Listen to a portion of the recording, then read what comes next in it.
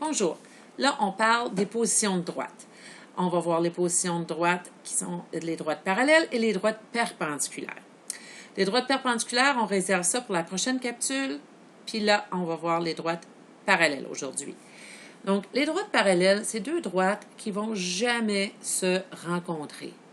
Ils ne vont jamais se croiser. D'ailleurs, c'est le symbole, justement, ce que je viens de faire pour deux droites parallèles. On va dire que la droite D1 est parallèle à la droite D2, comme ça.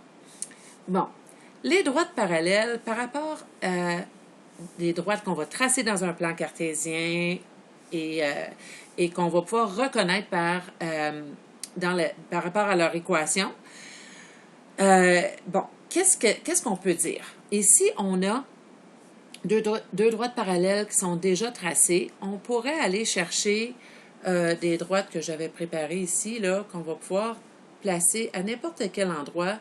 On voit qu'ils ont la même inclinaison avec l'axe des X et l'axe des Y. Hein? On voit qu'ils ne vont jamais se rencontrer à moins qu'on les mette une par-dessus l'autre. Mais ils ne vont jamais se croiser, comme un chemin de fer, heureusement. Donc, ce qu'on peut voir, c'est qu'ils ont exactement même angle avec l'axe. On pourrait le faire avec l'autre axe aussi. Qu'est-ce qu'ils ont de particulier? Bien, ils ont la même pente, le même taux de variation, même inclinaison. Donc, la même pente. C'est ça qui est à la base des droites parallèles. Tu peux avoir deux droites qui ont la même pente, mais qui ne frappent pas l'axe des ordonnées à la même place. Comme ici, elle frappe à 0, puis ici, elle frappe, je ne sais pas, peut-être 3, 4. Là. Et donc, ça, on aurait deux droites parallèles qui ne se croisent jamais et qui n'ont pas le même B, pas la même ordonnée à l'origine. Là, n'oubliez pas qu'on parle de quelque chose qu'on peut reconnaître dans la forme fonctionnelle qu'on connaît si bien, y est égal à mx plus b, ou pour ceux qui sont plus habitués, c'est ax plus b, mais je vous avais dit que dans ce chapitre-là, on n'allait pas prendre le petit a parce que c'est mêlant pour l'abscisse à l'origine. Donc, j'aime mieux prendre celle-là. Hein, donc, pour le taux de variation, on va toujours dire m. Donc, ils ont la même pente, même taux de variation, mais pas même ordonnée à l'origine comme on peut voir. B1, B2, ça veut juste dire, ça c'est l'ordonnée à l'origine de la première droite, ça c'est la deuxième, mettons. On peut avoir plusieurs droites, une infinité, dans le fond, de droites qui sont parallèles à ces deux droites-là. On peut aussi avoir des droites qui ont la même pente et même ordonnée à l'origine. Bien, on s'entend-tu qu'on parle de la même droite, là? C'est juste qu'elle est peut-être écrite différemment ou quelque chose comme ça. Mais l'espèce de brouillard ici que vous voyez, c'était ma tentative de vous montrer qu'il y en a une par-dessus l'autre. Un peu comme si je faisais ceci. Elle arrive une par-dessus l'autre. Donc, autant qu'on peut dire, cette droite-là croise celle-là en combien de points? On va dire jamais. Elle ne va jamais toucher à elle. Ici, on peut dire qu'elle va toucher une infinité de fois. Donc, on peut placer des droites parallèles un peu à n'importe quelle place. Ceux qui sont à côté, un à côté de l'autre, on va les appeler des droites parallèles et distinctes ou des droites parallèles et disjointes. Disjointes qui veut dire pas jointes. Ici, sont ensemble. Donc, on va dire que c'est des droites parallèles et confondues. Donc, quand ils ont même ordonnée à l'origine, autrement dit, ils passent à la même place ici sur l'axe des ordonnées, bien, ils ont le même B. Ici, évidemment, ils n'ont pas le même B. Ils passent à un endroit différent. Si, par pur hasard, dans une équation, on voyait clairement l'abscisse à l'origine, bien, ici, il y aurait même abscisse à l'origine, puis ici, pas même abscisse à l'origine. C'est juste que on est habitué de la voir sous la forme fonctionnelle. Comment on fait pour reconnaître si on a l'équation que les droites sont parallèles? Bien, si c'est vrai que deux droites parallèles ont la même pente, que la pente de la première droite est la même, égale à la pente de la deuxième droite, bien, on a juste à regarder c'est quoi la pente. Donc, si on a y égale mx plus b, ici, on voit que chaque droite ici, chaque équation montre un taux de variation de 1, où le m est égal à 1. Ici, m est égal à 1. Tandis que son b, c'est 5. Ici, m est égal à 1 aussi. B n'est pas là, donc 0. Ça veut dire qu'elle passe, c'est une variation directe, elle passe à 0, 0 celle-là. Elle passe à 0, 5. Hein? On peut connaître un point facilement avec la forme fonctionnelle. Donc, ces deux-là sont donc parallèles, mais disjointes ou distinctes parce qu'ils ne passent pas à la même place sur l'axe des ordonnées. Donc, ces deux-là, si je prenais un exemple de ça, juste rapidement, là, il y en a une ici, une pente de 1, mais qui passe à 5, on aurait ça, puis l'autre passe à 0, 0. Mon Dieu, ma tablette est bizarre, et ça fait ça, on dirait une courbe. Bon, voilà, donc il y en a une qui passe ici, l'autre qui passe là, puis croyez-moi que c'est deux droites parallèles. Ça ici, c'est un petit peu mieux. Hein? On parle de quelque chose qui se voit un peu mieux que l'affaire que j'ai dessinée tantôt. Donc, deux droites parallèles, une qui passerait, mettons, à 5 ici et l'autre qui passe à 0. Ici, ma pente est de 1 aussi et mon ordonnée à l'origine est de 3. Fait qu'elle passerait entre ces deux-là, puis son ordonnée à l'origine serait 3. Ici, ma pente est 1 et l'ordonnée à l'origine est de moins 10. Donc, si elle aurait exactement la même pente, mais elle passerait en dessous à moins 10. Comme ça ici. Donc, il y aurait toutes même inclinaison, même pente. Et on voit qu'ils ne vont jamais se rencontrer. Par contre, celle-là passe à moins 10. Donc, ils sont tous, un par rapport à l'autre, parallèles et distincts. Un autre exemple ici. On aurait des droites. Encore une fois, écrit sous la forme fonctionnelle. Ici, ma pente est de moins 2 et l'ordonnée à l'origine est de 3. Ici, la pente est moins 2 et l'ordonnée à l'origine est 8. Donc, ils sont parallèles, ils ont la même pente et distincts. Ici, ma pente est de moins 4 demi. Donc, ça fait moins 2 si on divise. Et l'ordonnée à l'origine est 7 demi. N'oubliez pas que moins 4 est sur 2 et 7 est sur 2 aussi. Donc, j'aurai 4 demi négatifs et 7 demi. Donc, elle a la même pente que les deux autres, mais pas le même B. Ces trois droites placées dans le plan cartésien seraient parallèles et distinctes. Ici, dans la D4, là, j'ai fait la droite numéro 4, j'en ai inventé une autre. Si on regarde bien ici, j'ai mon M qui est moins 10 sur 5, donc moins 10 sur 5, et ça donne moins 2, donc encore une fois, parallèle. Par contre, ici, j'ai 15 sur 5. 15 sur 5, ça donne 3. Ah! Donc, les 4 sont parallèles entre eux. Mais là, il y a quelque chose de spécial. Le 3 qui est là et le 3 qui est en haut à la D1, là, ont même ordonnée à l'origine. Donc, non seulement ils ont la même pente, mais ils ont la même... ils ont le même B. Donc, si tu as la même pente et même B, ça veut dire qu'ils sont une par-dessus l'autre. Ces deux droites-là, ils sont parallèles et confondus. Donc, la D1 et la D4 sont parallèles et confondus. Donc, D1, D2, D3, D4 sont toutes parallèles entre eux. Ils ont la même pente, mais spécifiquement D1 et D4, celle-là et celle-là, sont parallèles et confondus. Finalement, c'est la même droite. Ils ont la même pente, même ordonnée à l'origine. Si on revient à nos notes de cours, ici, on a 5 droites. On a des droites écrites sur la forme fonctionnelle. On a aussi des droites écrites sur la forme générale. Fonctionnelle, générale, fonctionnelle. Vous pouvez cliquer sur pause et essayer de voir si vous êtes capable d'aller chercher la pente et l'ordonnée à l'origine de chaque droite. Commencez juste à faire ça. N'oubliez pas que ça va vous prendre soit une formule pour la forme générale ou encore isoler le Y. Donc, cliquez sur pause et essayez de faire ça et on va le corriger dès que vous allez revenir. Donc, si vous avez essayé de faire ça, on va commencer à corriger. Y est égal à 2x plus 3. Donc, ça, c'est le m, donc la pente, et ça, c'est l'ordonnée à l'origine. Donc, la pente, c'est 2 et l'ordonnée à l'origine, c'est 3.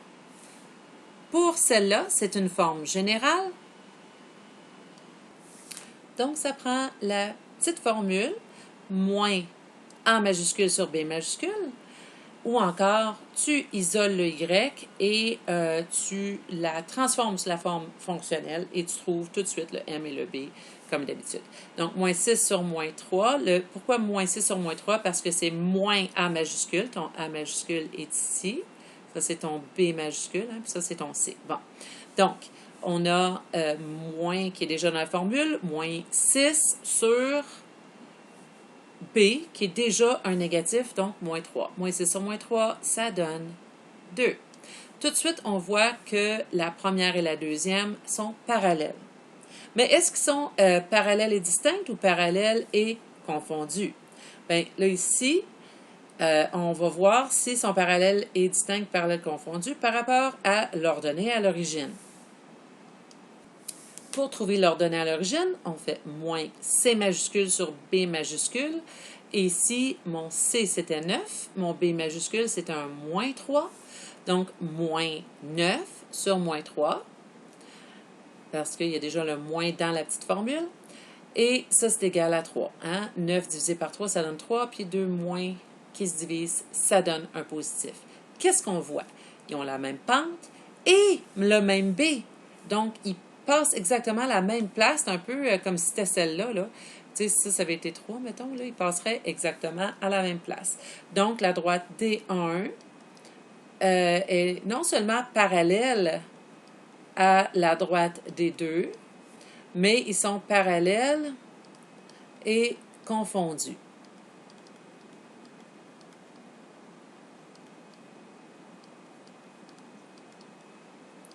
Parce que M1 est égal à M2 et B1 est égal à B2. On continue à corriger. Ici, on a la pente qui est, parce que ça c'est une forme fonctionnelle, Y égale MX plus B, sauf que les deux sont sur 2. Hein? 4 est sur 2, 7 est sur 2. Donc 4 sur 2, ça donne 2. Et 7 sur 2, qui est ton ordonnée à l'origine, c'est ton B. Tu peux aussi écrire 3,5, mais j'essaie de vous habituer avec les fractions. Donc, on voit que la droite 1, la droite 2 et la droite 3 sont parallèles. Mais qu'est-ce qu'on peut voir? C'est que la droite numéro 3, elle n'est pas confondue aux deux autres parce qu'elle n'a pas même ordonnée à l'origine. Oui, c'est proche, mais c'est pas assez. Proche, ça veut juste dire qu'elle passe très, très, très, très proche, à 3,5, mais pas à 3. Donc, ce n'est pas la même droite, et on aurait que D1 et D3, ou D2 et D3, sont parallèles et distincts, parce qu'ils n'ont pas le même B. À la droite 4, j'ai encore fait moins A sur B majuscule, parce que c'est une forme générale. AX plus BY plus C est égal à 0. Donc, ceci étant mon AX, ça c'est mon BY. Oui, c'est un moins, mais on va le considérer dans quelques instants. Donc, moins A majuscule sur B majuscule est égal à moins. Donc, ce moins-là, on le transfère. Le A, c'est un 2 divisé par le B qui est moins 1. Hein? Le B ici, c'est un moins 1. Sous-entendu, si vous voulez. OK, moins 2 sur moins 1, ça donne 2. Et l'ordonnée à l'origine maintenant, c'est moins C majuscule sur B.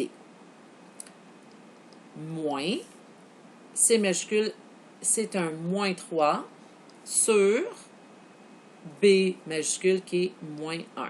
coefficient, c'est moins 1. Donc, 3 moins, ça fait un moins. Ou encore, tu peux dire qu'un moins moins, ça donne un plus. Divisé par un moins, ça donne un moins. Donc, ça fait moins 3.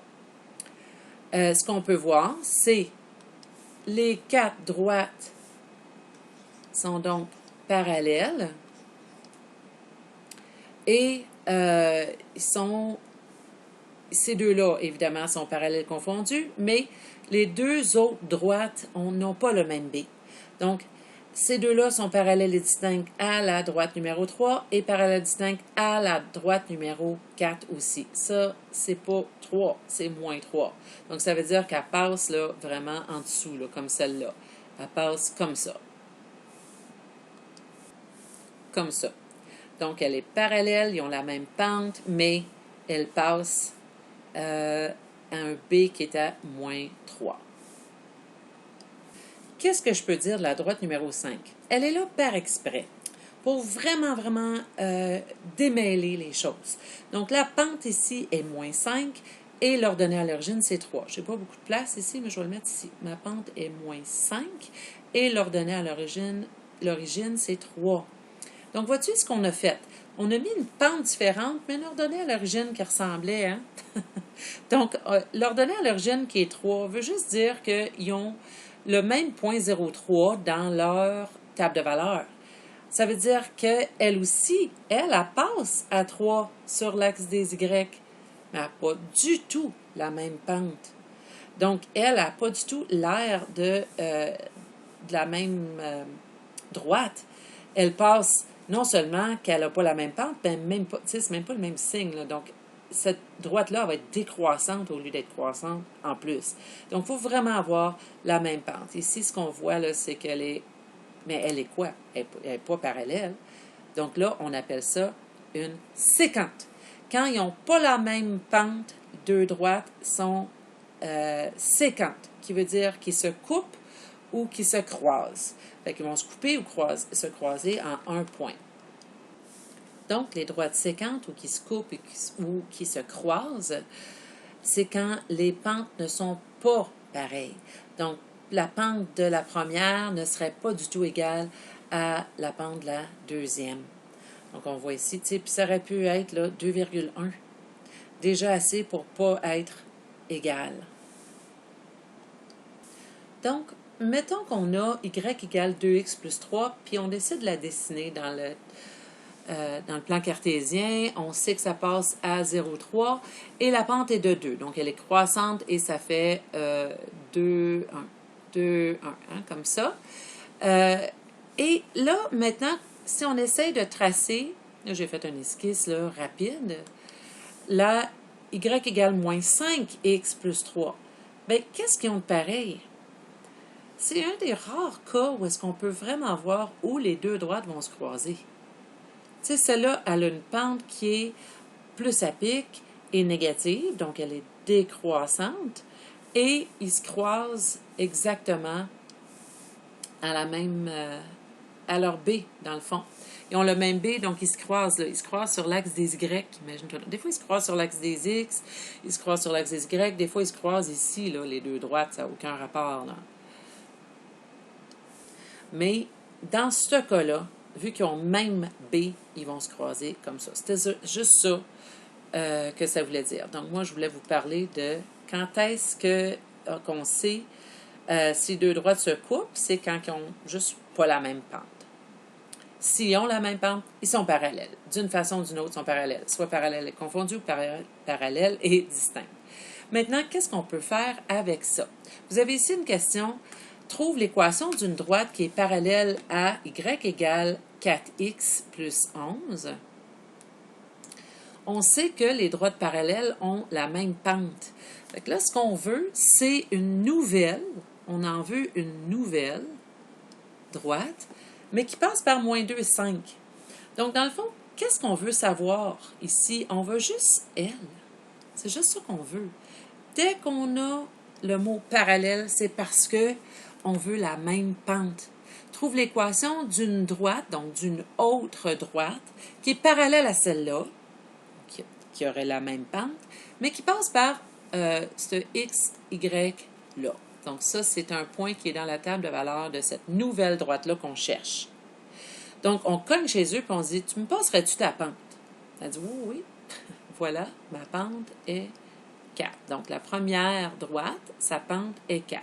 Ça veut dire que la deuxième c'est la nouvelle qu'on cherche, a aussi une pente de 4. Parce que les droites parallèles ont la même pente. Hein? M1 égale M2 dans les droites parallèles. Donc, une fois que tu as pris sa pente, tu l'ignores. Tu n'as pas besoin du 11, tu n'as pas besoin de rien de ça, parce qu'ils n'ont pas dit qu'elle était parallèle et confondue. Ils ont juste dit qu'elle était parallèle. Donc, on prend sa pente, puis on part à courir. On va écrire y égale mx plus b pour dire qu'on sait ce qu'on est en train de faire. Je cherche une équation. Peu importe ce qu'il nous donne, que ce soit la fonctionnelle, la générale comme ici, là, tantôt, et l'autre côté, ça va être une symétrique qu'on va nous donner. Peu importe ce qu'on nous donne, si on cherche une équation, tu peux toujours la chercher dans ta paire de pantoufles y égale mx plus b, parce que de toute façon, tu pars avec une pente. Qui te parle d'une pente directement? C'est la fonctionnelle. Donc, on va avoir y est égal à 4x plus b. À l'aide du point moins 2,5, on va aller chercher c'est qui ce nouveau b-là. Donc, on remplace le x et le y par moins 2 et 5. Et là, on va chercher le b. On va l'isoler. 5 est donc égal à moins 8 plus b. Pour trouver le b, on va isoler le b. Vu que c'est un moins 8, on va dire plus 8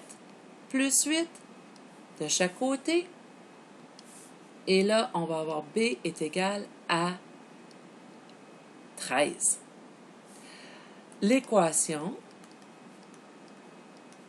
de notre droite, de la nouvelle droite, est y est égale, elle avait un 4x, donc elle est parallèle à celle-là, elle a 4x, plus 13. Voilà l'équation de la nouvelle droite qu'on cherchait. Donc, on voit qu'elle est parallèle à celle-là et qu'elle passe par, on ne voit pas qu'elle passe par le point moins 2,5, on le voit ici, là. Mais vous pouvez toujours vous vérifier comment. Rentrez là dans votre y égale, allez voir la table de valeur dans votre calculatrice et allez voir si moins 2,5 est là. Sinon, tu peux toujours dire dans ta tête, 4 fois moins 2, ça fait moins 8, plus 13, ça donne 5. Bon, voilà. Prochain. Donc, ici, trouve l'équation d'une droite qui est parallèle à 3x moins 2y plus 15 est égal à 0. Donc, on a une forme générale sous la forme ax plus by plus c est égal à 0. Et maintenant, la nouvelle droite, elle doit passer par 10 moins 4.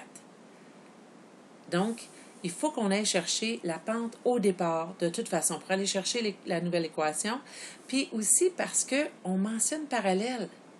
Donc, c'est comme si on t'avait donné une pente et un point. Il fallait trouver une équation. Hein, c'est ça qu'on a fait ici. On avait une pente et un point qu'on a remplacé pour trouver l'équation.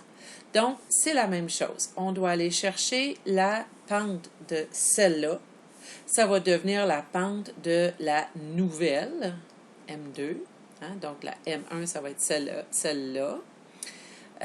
On a une forme générale. Donc, on doit faire moins A majuscule sur B majuscule.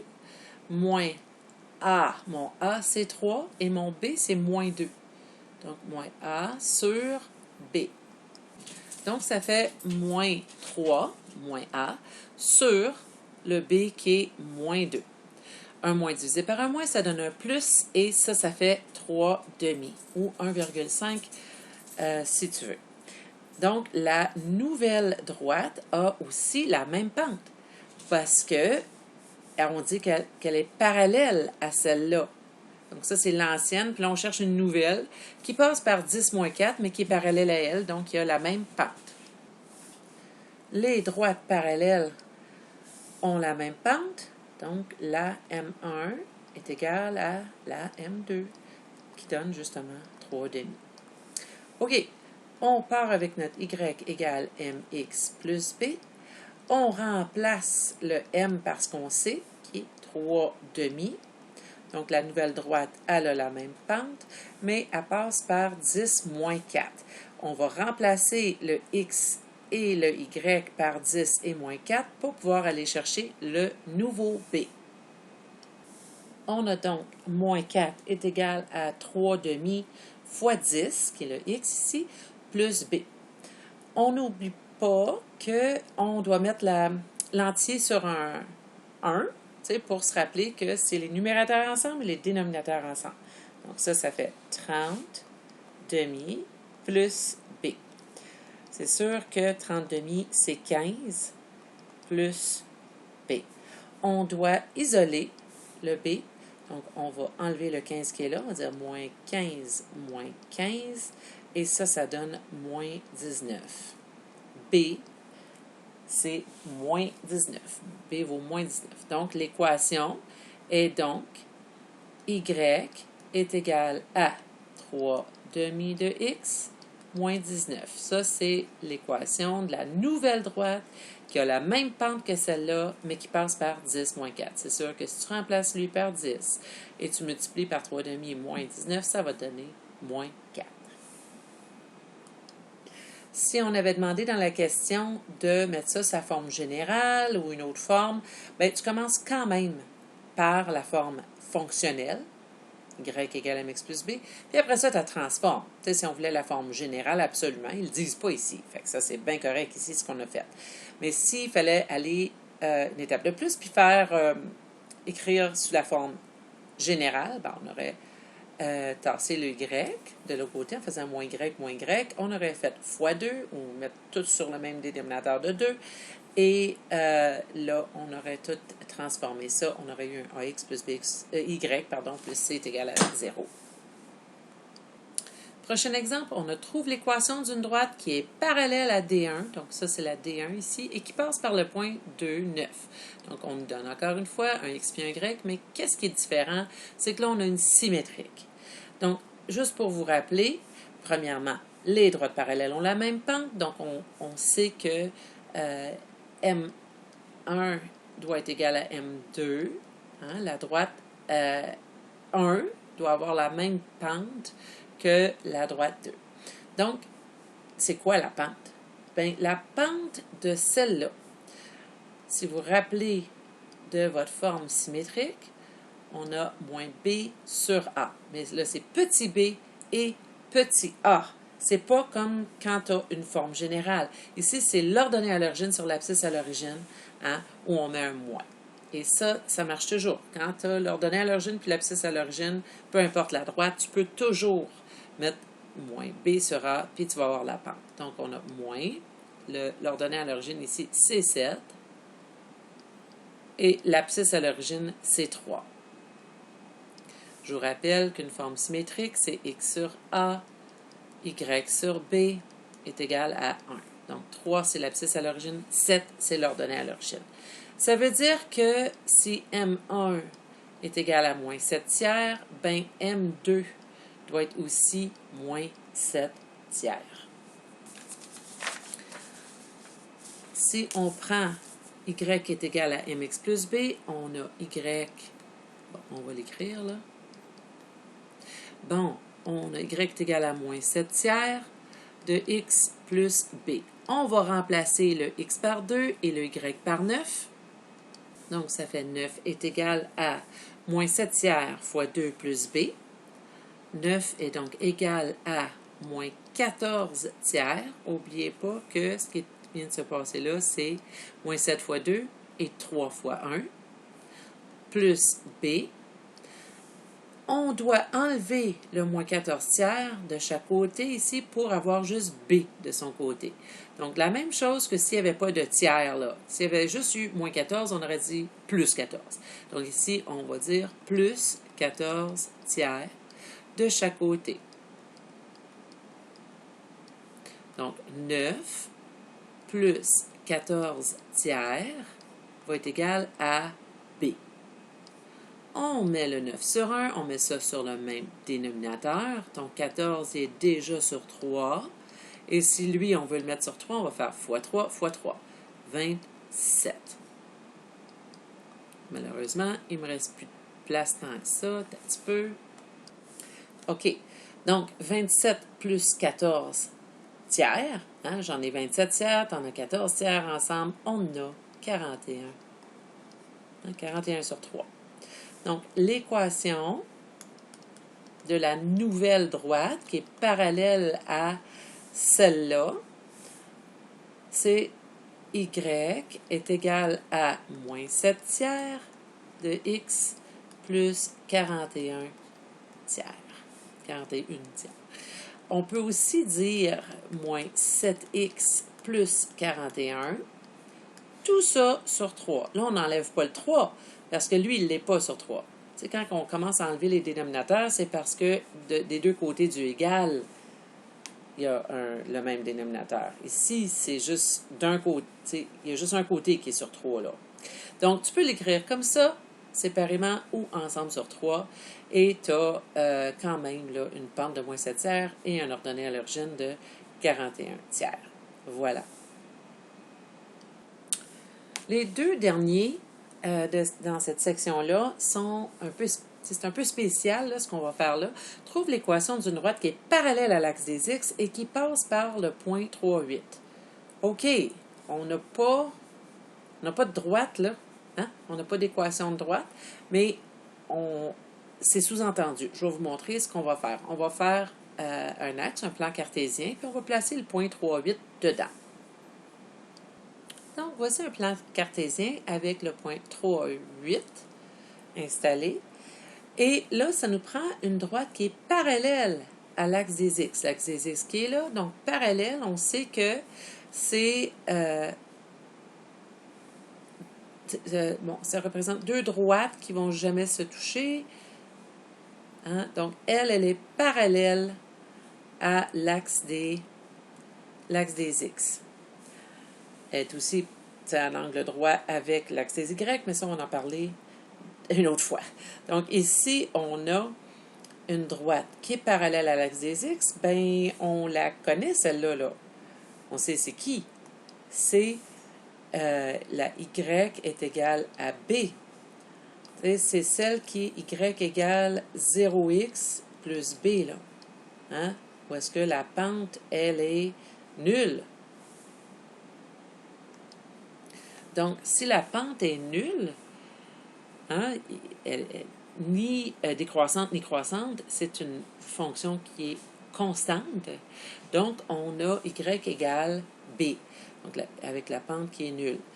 Ce qu'on va faire, tu peux remplacer 3,8 dedans puis calculer le b. Oui, tu peux. Tu peux être un robot pour faire ça, ou tu peux aussi dire, écoute, si c'est y égale b, ça étant mon ordonnée à l'origine, je sais que l'équation, ça va être y égale 8. Et voilà, c'est tout. Ou tu peux faire le calcul. Donc, j'ai remplacé, tu sais, la pente étant nulle, là, la pente est nulle ici, comme l'axe des x au fond. Donc, on a y est égal à 0x plus p, 8, hein, étant notre y ici, et x étant notre 3. Donc, 8 est égal à 0 fois 3 plus b. 0 fois 3, ça donne 0, et mon b vaut 8. Ce qui donne 0 y est égal à 0 x plus 8. Ce qui ne sert pas à grand-chose, donc y égale 8. Tu sais, j'ai des élèves qui vont faire ça parce qu'ils veulent le faire exactement de la même façon qu'ici, mais si tu prends un petit peu de logique, tu peux dire, bon, la pente est nulle, c'est un y égale b, c'est une fonction constante, vu que ça passe, hein, ça passe par 3,8, donc c'est sûr que y égale 8. Tu sais, tout le long là, de la droite rouge ici, là, le y vaut 8. Voilà, donc y donne toujours 8. Dans l'autre exemple, trouve l'équation de la droite qui est parallèle à l'axe des y et qui passe par le point 5, moins 2. J'ai fait un plan cartésien. On veut quelque chose qui est parallèle à l'axe des y, ceci étant l'axe des y. Donc, ça veut dire qu'il va être une droite verticale. Donc, on a une droite verticale ici qui passe par le point 5, 2, pardon. Voilà. Et ce qu'on voit, c'est qu'on ne peut plus dire que c'est un Y égale B. C'est pas vrai. Premièrement, il n'y a pas de B. Quand est-ce que cette droite rouge-là va frapper l'axe des ordonnées? Ça n'existe pas, là. Elle ne va jamais frapper l'axe des ordonnées. Ben non, premièrement, elle est parallèle à l'axe des ordonnées, donc c'est sûr qu'elle ne la croisera pas. OK. Donc, je ne sais pas si vous vous rappelez des droites qui sont comme ça, mais, tu sais, j'avais comparé ça à une pente de ski. Ici, c'est pas une pente, c'est une falaise. C'est même pas une côte, hein, ça. C'est une falaise. Tu tombes, là. Il n'y a pas de côte ici. Tu glisses pas, finalement. Donc, au lieu que ce soit le Y, qui est toujours pareil, comme dans l'exemple précédent, c'est X qui est toujours le même. Donc, dans ce cas-là, X vaut 5. Et, dans ces points-là, là, on peut voir que c'est 5, 5, 0, 5, 1, 5, 2, 5, moins 1, 5, moins 2. C'est X vaut toujours la même chose. Ce qu'on peut voir aussi, c'est notre abscisse à l'origine qui est 5. Donc, on ne peut même pas parler de la pente. La pente est indéterminée, inexistante, si vous voulez, indéterminée. Donc, on ne peut pas parler d'Y égale mx plus b non plus, parce que lui n'est pas là. Et elle ne va jamais frapper l'axe des Y. Donc, bon, on ne veut rien savoir de ça, finalement. Alors, ça va être x égale quelque chose. X vaut toujours quoi? Ici, x vaut toujours 5. Et voilà. Ça va être l'équation de cette droite-là. X vaut toujours 5. X égale à 5.